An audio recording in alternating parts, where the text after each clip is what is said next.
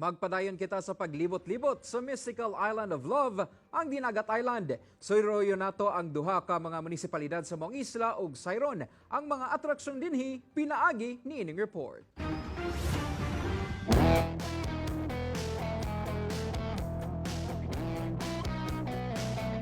Sa atong pagpadayon sa biyahe sa Dinagat Islands, pulungtad pa og kapin duha ka oras una moabot sa atong sunod nga destinasyon, gikan sa Governor's Office.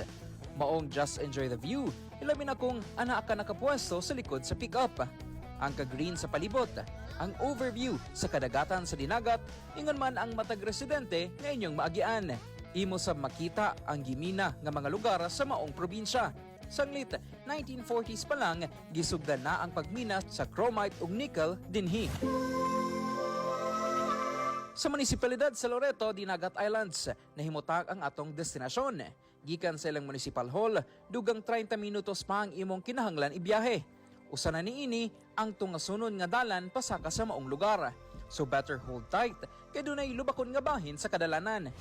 And finally, ani na kita sa 929 meters above sea level nga gitawag nila nga Mount Redondo Natural Bonsai Forest.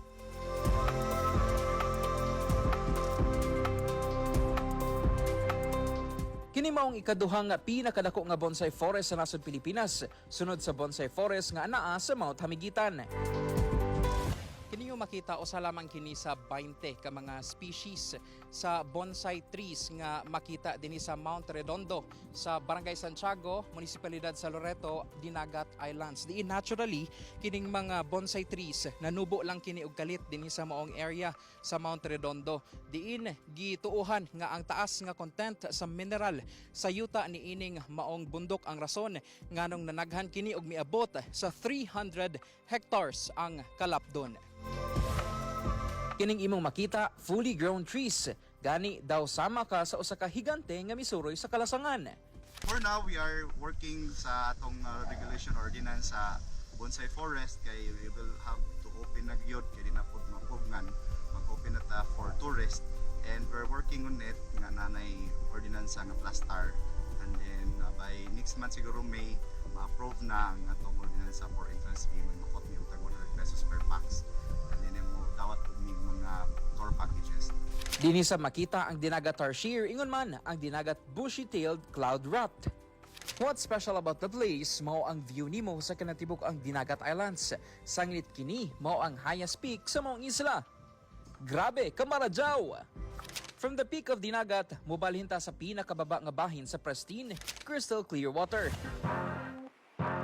Nahimutang sa western coast sa Dinagat Islands, mao ang barangay Magsaysay sa munisipalidad sa Libho.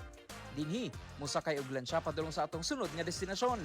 Dinhi pa lang, ma-amaze na ka sa kalimpyo og katinaw sa kadagatan ug sa mga isla nga imong maagian. Nindot ang view no, pero mas nindot ang I love you.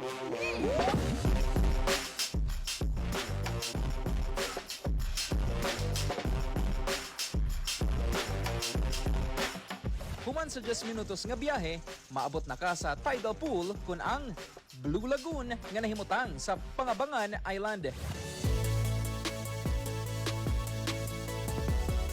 Matod sa mga lokal, kinahanglan ka mukatkat sa karst formation aron mas ma-appreciate nimo ang lugar. And so I did. Tungasunon, challenging ug kinahanglan gayud nimo og tamang breathing exercise. Pero pag abot nimo sa tumoy, tuod man daw na fall ka sa ikaduhang higayon. Ay.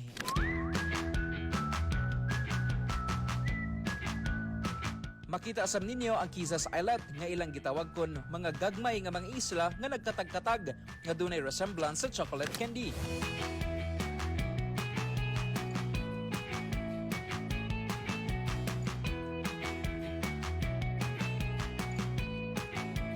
Syempre, mosunod na ta sa atong tuyo, ang pagligo sa Blue Lagoon.